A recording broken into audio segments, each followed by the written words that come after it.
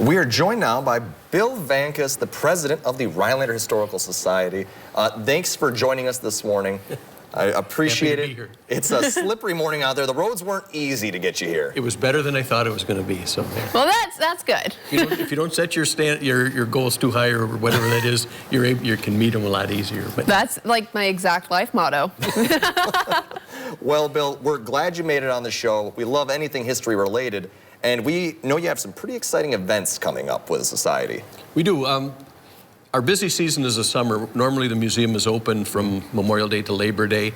This summer now we'll be open 4 days a week during that. So that's more of our busy season. But other times of the year we do tours by appointment.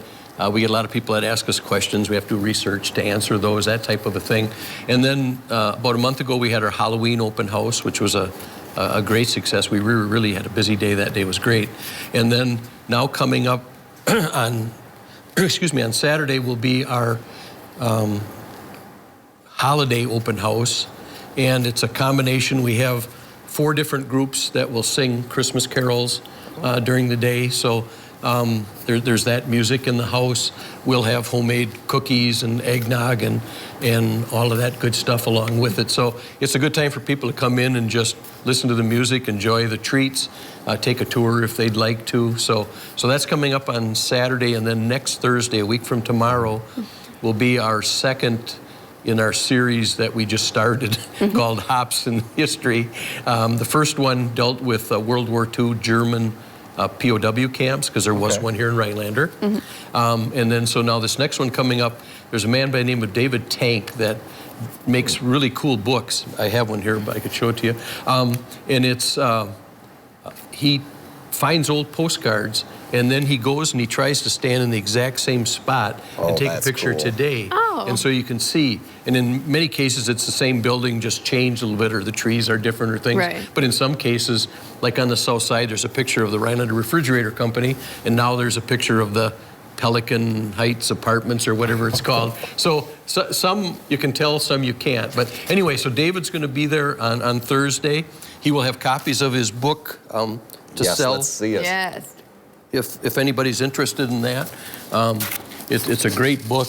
And I've really enjoyed it. And it's not just Rhinelander. There's other communities in the Northwoods that are included in this. Oh, goodness. Oh, yeah. That's beautiful. So he'll be there to explain how he does it. And again, like I said, the copies would be a great Christmas gift for some people to do it. So that's coming up on Thursday. And then I'm starting to work now. We haven't settled a date yet, but in January or February, we'll have the third Hops in History. And that one is going to be on moonshining in the Northwoods. Oh, that's going to be neat.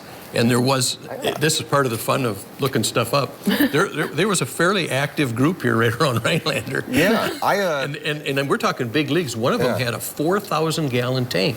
I mean, we're not talking about making little batches of it. I mean, this was big league stuff. That's a big project. I remember I was over doing a story in Crandon some months ago, and they had tunnels, they were telling me, for the moonshining back in the day, underneath the downtown streets, connecting the businesses to kind of funnel this all around so they never get caught. Yeah, and you know, that a lot of people from Kentucky came into Crandon, and so that's always had the reputation of you know, bringing the moonshine up with them. But Rhinelander, and the presenter for that one is going to be Jim Bokrin, who's the president of the Manitowish Waters Historical Society, and he's got a lot of information about it all up north as well too. So anyway, that should be pretty good too. So, you know, we try to make history fun, you know, whether it's a tour at the museum or whether it's something like this, you know, it is, I find it interesting, obviously. I'm drawn to it now, but I wasn't in school. I never liked memorizing dates and stuff, so it's kind of funny that I'm into history so deep now because I wasn't in my younger days. You found your passion, you know, along the way. It's a winding trail, never a straight line. The stories about people and things are interesting. Memorizing dates and having to write them down. It's more fun when you can do it on your own terms. That's true. That's true. And if people want to contact you about a tour or contact you to learn more about these events, what is the best way for them to reach you? Our telephone number, which I'm not sure because I never call it. I think it's 369-3833, but I'm not 100% sure. If they call there, and then we can arrange for a time for a tour. We also have our website, which is RhinelanderHistoricalSociety.org. And on there, you can actually take a virtual tour of the museum. Oh, goodness. So you can get a little head start on what's there. There's also a video section that did a number of sections when Dan was doing the history segments on Up North at 4. Yeah. So those are on there on different topics. That would probably be the best two ways. But Yeah. as far as Fantastic. getting, wanting to set up a tour, probably calling would be the best. Yeah. Well, that's great to know. I'm glad you were able to make it on the show. I'm excited for these events upcoming. It sounds really neat, especially, hops in history and the open house. Glad you made it. I don't know if there was an open seat at the tap room when we had the first one. It was interesting, and I thought it'd be, a good match, and it turned out very well. And I'm expecting it to be equally as well next week. And then, who doesn't like to hear about stories about moonshining, right? Exactly. Who Yeah. Well, thanks again for coming on the show, Bill. Yes. We really appreciate it. Well, We'll thank have more news and weather coming up after